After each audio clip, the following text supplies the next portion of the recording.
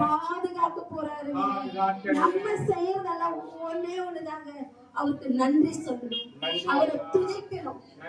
துதிக்கும் போதே தடைகள் விலகும். பாருங்க, இஸ்ரவேல் ஜனங்க அந்த வனாந்தரத்தை நடத்தி வந்தாங்க.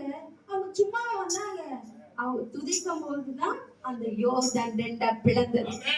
இந்த வருடத்துல நீங்க துதிக்கும் போது உங்களுக்கு என்னெல்லாம் தேவை மதிலா வந்து நிக்குதோ, பிரச்சனை மதிலா வந்து நிக்குதோ, அவங்க எல்லாம் இப்போ தவிடு பொடிய உடைக்கப்பட போகுது.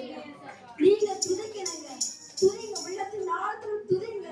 உங்க வறுமை மாறும், உங்க தரித்திரம் மாறணும்னா துதிக்கணுங்க, உங்க கட்டுகள் அறுக்கப்படணும்னா துதிக்கணுங்க. இந்த வருடத்துல ஒன்னே ஒண்ணுதான் நம்ம செய்யணும், நல்லா துதிக்கணுங்க.